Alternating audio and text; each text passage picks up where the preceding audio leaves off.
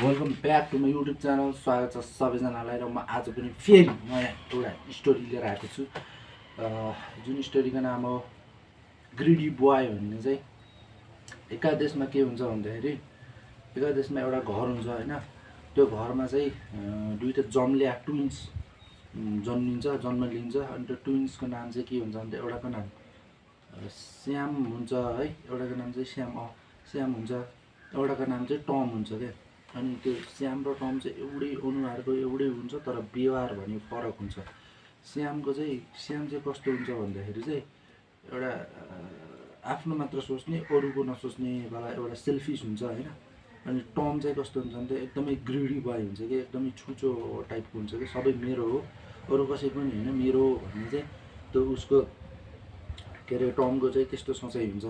अनि तिनीहरू ठुलो हुँदै हुँदै जान्छन् होइन, ठुलो हुँदै हुँदै जान्छन्। तिनीहरूको ठुलो हुँदा पनि त्यस्तै बेहोरा हुँदैछ कि, अब केही कुरामा एउटा फेरि दुई भाइ भएर पनि एउटाले आफ्नो मतलबको मात्र सोचे, अर्कोले फेरि छुचो एकदम ग्रिडी भयो क्या, अरूको त हडप्ने टाइपको सोच्ने। भने एक दिन चाहिँ के हुन्छ भन्दाखेरि त्यसको बाउसँग एकदमै धेरै सम्पत्ति हुन्छ। अब बाउ बुढो हुन्छ, केही गर्ने उपाय हुन्न त्यसकोमा होइन। अनि त्यो बाउले चाहिँ के भन्छ भन्दाखेरि चाहिँ अब म बुढो भएँ, म मर्ने बेला भयो, मैले चाहिँ अब सक्दैन, अब चाहिँ यो सम्पत्ति चाहिँ तिमीहरूको दुइटाको आधी गराउनु पर्छ भनेर भन्छन् होइन। अनि दुईजनाको लड हुन्छ क्या। दुईजनाले के भन्छ भने होइन, मलाई यस्तो धेरै चाहिन्छ, यो मेरो यस्तो हुन्न, यस्तो मैले धेरै मिहिनेत गर्छु, मलाई धेरै चाहिन्छ भन्छ। अनि बाउ कन्फ्युज हुन्छ क्या, कसलाई धेरै दिने, कसलाई थोरै दिने, कसलाई के दिने, कसलाई के यस्तो भन्छ होइन। अब त्यो सोच्छ अनि बाउले चाहिँ अब बाउ त मेच्योर भएको हुन्छ। बाउले सोध्छ कि तिम्रो दुईजना चाहिँ एउटा च्यालेन्ज दिन्छु मैले तिम्रो दुईजनालाई। अनि त्यो च्यालेन्ज चाहिँ जसले जित्छ, जसले चाहिँ त्यो टास्क कम्प्लिट गर्छ, त्यसले चाहिँ धेरै सम्पत्ति पाउँछ भनेर चाहिँ भन्छ कि।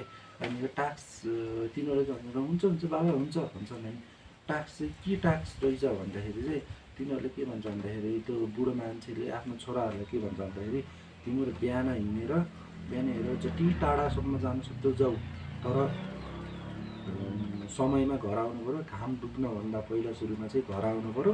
जति टाढासम्म जो टाढा पुगेर समयमा घर आउँछ नि त्यो चाहिँ ऊ हुन्छ, विजेता हुन्छ भनेर भन्छ।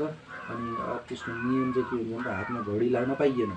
अनि दुईजनालाई चाहिँ पठाउँछ। अनि हुन्छ इजी हो भनेर दुईजना जान्छ होइन।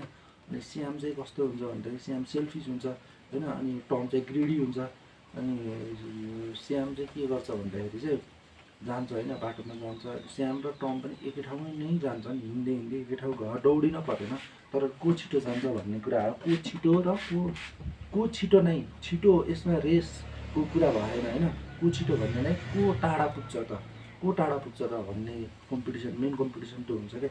अनि श्याम जान्छ, श्याम गएर उसले सोध्छ कि के अरे अब त्यो श्याम पनि अब सेल्फिस हुन्छ होइन, टम पनि ग्रिडी हुन्छ।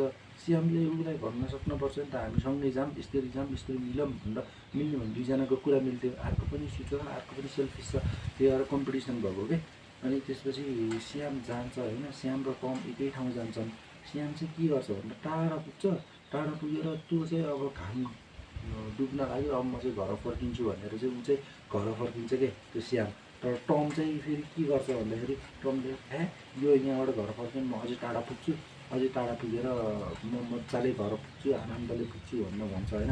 अनि श्याम चाहिँ टाइममा घर आउँछ होइन, त्यो श्याम भन्ने चाहिँ टाइममा घर आउँछ। अनि त्यो टम चाहिँ के गर्छ त भन्दाखेरि चाहिँ त्यो अझै त्यो जुन श्याम एक ठाउँबाट फर्क्यो नि त्यो ठाउँभन्दा पनि परै जान्छ त्यो टम।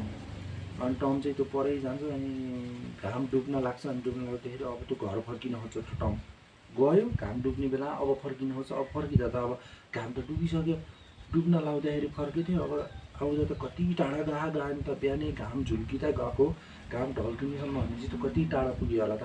अनि त्यसले डिस्टेन्स चाहिँ पार गर्न सक्दैन। अनि त्यसले चाहिँ हार्छ क्या त्यो सम्पत्ति। अनि यो स्टोरीको चाहिँ मोरल चाहिँ धेरै निस्किन्छ होइन।